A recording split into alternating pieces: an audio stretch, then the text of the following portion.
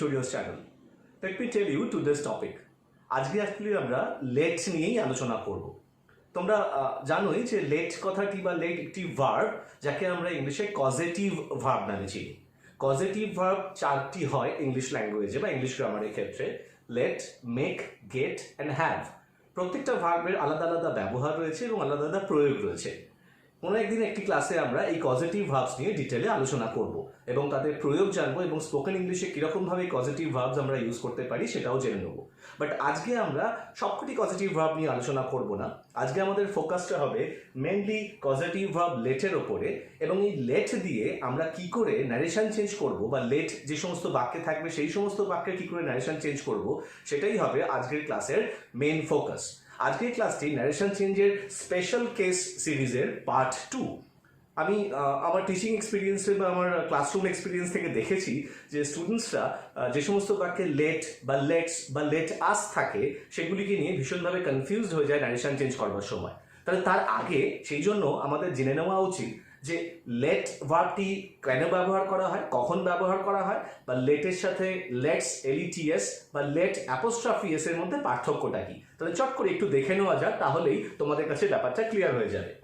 দেখো, এলইটিএস লেটস এটি হচ্ছে লেট ভার্বের সাথে এস যোগ করে ফর্ম করা রয়েছে। অর্থাৎ আমরা জানি যে প্রেজেন্ট ইনডেফিনাইট টেন্সে কর্তা বা সাবজেক্ট যদি থার্ড পারসন সিঙ্গুলার নাম্বার হয় তাহলে আমরা ভার্বের সাথে এস বা ইএস যোগ করি। তাহলে লেটসটা হলো প্রেজেন্ট ইনডেফিনাইট টেন্সে থার্ড পারসন সিঙ্গুলার নাম্বারের সাথে ব্যবহার হওয়ার মতন একটি ক্রিয়াপদ, অর্থাৎ positive verb. Okay, let us এটি হচ্ছে লেটের সঙ্গে একটি প্রোনাউন, অর্থাৎ আস যোগ করে ফর্ম করা হয়। ওকে, আর let's LET apostrophe S let's হলো এই লেট আসেরই কন্ট্রাক্টেড ফর্ম। আমরা ভার্বের কন্ট্রাক্টেড ফর্ম সম্পর্কে অলরেডি জানি যে ভার্বের সাথে অ্যাপোস্ট্রফি দিয়ে তার প্রোনাউনটিকে বুঝিয়ে দেওয়া। ওকে, তো এটা হচ্ছে লেটস হচ্ছে লেট আসের কন্ট্রাক্টেড ফর্ম। তাহলে এই লেট বা লেটস এগুলি জেনারেলি ব্যবহার করা হয় গিভিং পারমিশন, অনুমতি দেওয়ার জন্য। অর্থাৎ লেট, শুধু লেট আর এলইটিএস অ্যাপোস্ট্রফি এস নয়, কিন্তু শুধু এলইটিএস লেটস ব্যবহার করা হয় কাউকে পারমিশন দেওয়ার জন্য। ওকে, অ্যাজ পার এক্সাম্পল ধরে নাও, let him drive the car, অর্থাৎ তাকে গাড়িটা চালাতে দাও, অর্থাৎ তাকে গাড়িটা চালাতে দেওয়ার মানে কি বলবো, অনুমতি বা পারমিশন দেওয়া হচ্ছে এখানে। ওকে, বা অ্যালাউ করা হচ্ছে তাকে। আর একটি বাক্য, he lets Ajay drive the car, সে অজয়কে গাড়িটা চালাতে দেয় বা চালাতে দিচ্ছে। তাহলে সে এখানে সাবজেক্ট, যেহেতু হিটা হচ্ছে থার্ড পারসন সিঙ্গুলার নাম্বার, তাই দেখো লেটের সাথে এস যোগ করা হয়েছে, অ্যাপোস্ট্রফি কিন্তু এখানে নেই। তাহলে he lets Ajay drive the car. আর লেট আস বা লেটস অ্যাপোস্ট্রফি এস লেটস কখন ব্যবহার করব না, যখন আমরা কাউকে কোনো কিছু প্রস্তাব দেবো বা প্রপোজাল দেবো বা আমরা কোনো কাউকে কিছু সাজেশন দেবো। এরকম ধরনের বাক্য আমরা আমাদের ডে টু ডে লাইফে, সিনেমায়, গানে প্রায়শই শুনে থাকি। As for example, let's go for a walk, let's have a picnic, let's make fun ইত্যাদি ধরনের বাক্য।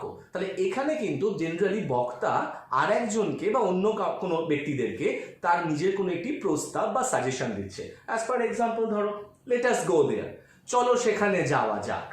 লেটস প্লে ক্রিকেট, চলো ক্রিকেট খেলা যাক। বা ধরো বললাম লেটস হ্যাভ আ পিকনিক, চলো একটা পিকনিক করা যাক। বা ধরো বললাম let's learn English grammar from English tutorials, বা ইংলিশ টিউটোরিয়ালস থেকে গ্রামার শেখা যাক। তাহলে এইগুলি হচ্ছে বেসিক্যালি প্রস্তাব দেওয়া বা সাজেশন দেওয়া, যার জন্য লেট আস বা লেটস কথাটিকে আমরা ব্যবহার করে থাকি। তাহলে আমি অল্প সময়ের মধ্যে আশা করি তোমাদেরকে বোঝাতে পেরেছি যে লেটস, লেটাস এবং এই লেটস অ্যাপোস্ট্রফি এস লেটস এর মধ্যে পার্থক্যটা কি। আমরা লেট সম্পর্কে কি জেনেছি না, লেটটা হচ্ছে একটি কজেটিভ ভার্ব। পজিটিভ ভার্ব নিয়ে আমরা ডিটেলে পরে আলোচনা করব। তাই আমাদের আজকের ফোকাসটা কিন্তু ন্যারেশন চেঞ্জ। এইবার তাহলে আমরা দেখে নেব যে এই লেট বা লেটাস বা লেটস দিয়ে বাক্য থাকলে আমরা সেগুলিকে কিরকম ভাবে ন্যারেশন চেঞ্জ করতে পারি। লেটস টক অ্যাবাউট ন্যারেশন দেন। ওকে, তাহলে আমরা এলইটি অ্যাপোস্ট্রফি এস বা লেটাস দুটো একই, এরকম লেট বা লেটাস যদি থাকে আমাদের বাক্যে, তাহলে আমরা সেগুলি ন্যারেশন চেঞ্জ করবার সময় খেয়াল রাখবো যে যখন সেই বাক্যটিকে আমরা ইনডাইরেক্ট স্পিচে নিয়ে যাব, তাহলে এটি উঠে গিয়ে তার বদলে আসবে শুড। অর্থাৎ লেট উঠে গিয়ে আসছে একটি মোডাল অক্সিলারি ভার্ব, অর্থাৎ শুড। এবং তার সাথে আমাকে আর কি চেঞ্জেস করতে হবে না, রিপোর্টিং ভার্বটা চেঞ্জ হয়ে যাবে ওই বাক্যে। সেক্ষেত্রে আমাকে সাজেস্ট বা প্রপোজ রিপোর্টিং ভার্বটি ইউজ করতে হবে।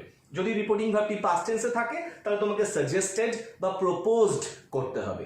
সাজেস্ট বা প্রপোজ দুটি ভার্বেরই মানে হচ্ছে প্রস্তাব দেওয়া। আমরা অলরেডি জেনে গেছি যে লেটস বা লেটাস দেওয়া থাকা মানে সেখানে একজন ব্যক্তি অন্য কাউকে কোনো কিছুর জন্য প্রস্তাব দিচ্ছেন, তো সেই জন্যই আমাকে সাজেস্ট বা প্রপোজ রিপোর্টিং ভার্বটিকে ইউজ করতে হবে। এবার যদি বাক্যে আমাদের লেট বা এলইটিএস লেটস থাকে তাহলে সেক্ষেত্রে এদের বদলে আমাকে ইনডাইরেক্ট স্পিচে মাইট বি অ্যালাউড টু এই পুরো অংশটাকে আনতে হবে, তারপরে ভার্বকে বসাতে হবে। কোন ভার্ব? না ওই বাক্যে যে মেইন প্রিন্সিপাল ভার্বটি রয়েছে সেটিকে বসাতে হবে, এবং তার সাথে রিপোর্টিং ভার্ব হয়ে যাবে কি না টোল্ড অথবা রিকোয়েস্টেড অথবা আর্জড, যেটা তোমাদের পছন্দ। আর্জ কথাটির মানে হচ্ছে রিকোয়েস্ট করা, অনুরোধ করাই, কিন্তু একটু আর্নেস্টলি অনুরোধ করা, একটু জোর দিয়ে অনুরোধ করা, অনুনয় করা রাদার। তো তোমরা আর্জ কথাটিকে ব্যবহার করতেও পারো, নাও করতে পারো, কিন্তু বেসিক্যালি টোল্ড বা রিকোয়েস্ট ইউজ করলেই কিন্তু আমাদের রিপোর্টিং ভার্বের পরিবর্তনটা ঠিকঠাক হয়ে যাবে। এবার তোমরা আমাকে প্রশ্ন করতেই পারো যে রিকোয়েস্টেড রিপোর্টিং ভার্বটা তো জেনারেলি ইম্পারেটিভ সেন্টেন্সে ইউজ করা হয়, তাহলে এক্ষেত্রে এটিকে কেন ইউজ করা হচ্ছে? তার কারণ লেট দিয়ে যে সমস্ত বাক্য ফর্মেশন করা হয় সেগুলিও কিন্তু ইম্পারেটিভ সেন্টেন্সই, আর এক্ষেত্রে রিকোয়েস্ট ভার্বটিকে ইউজ করবার কারণ বা মানে অর্থ হচ্ছে এই যে এই ধরনের বাক্যে একজন ব্যক্তি, তো আগেই বলেছিলাম, কারোর কাছে কোনো কিছু অনুমতি চাইছেন, তাই না? তো অনুমতি চাওয়ার জন্য রিকোয়েস্টই করা হয়, তো সেই জন্য সেই সেন্সটাকে ইউজ করবার জন্য এখানে রিপোর্টিং ভার্ব হিসেবে আমরা রিকোয়েস্টেড কথাটিকে ইউজ করতে পারি। তাহলে এইবার একটু আমরা দুটো এক্সাম্পল দেখে নিই, তাহলে হয়তো আমাদের কাছে ব্যাপারটা একদমই ক্লিয়ার হয়ে যাবে। দেখো প্রথম বাক্যটি বলা রয়েছে the boy said to his friends, let's apostrophe S রয়েছে, অথবা লেটাস, যেটা ইচ্ছে থাকতে পারে এখানে, লেটস অথবা লেটাস প্লে।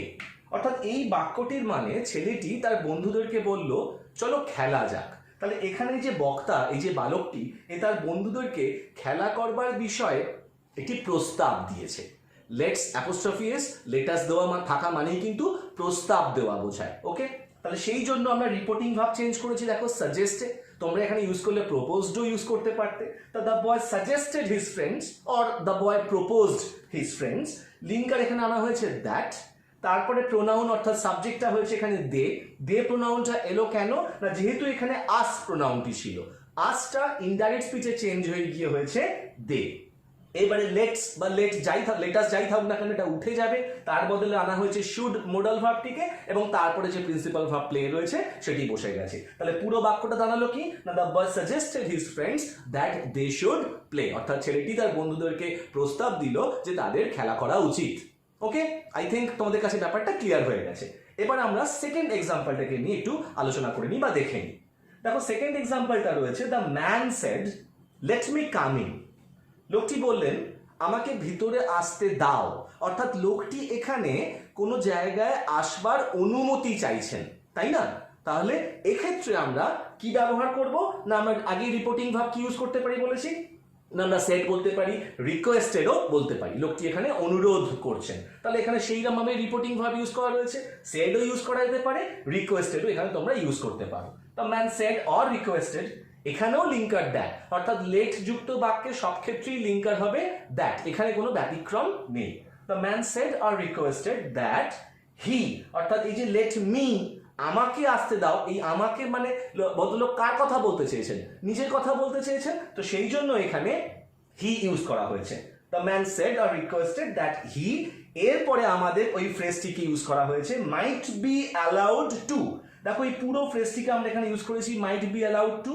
টু এর পরে দেখো প্রিন্সিপাল ভার্ব কাম রয়েছে।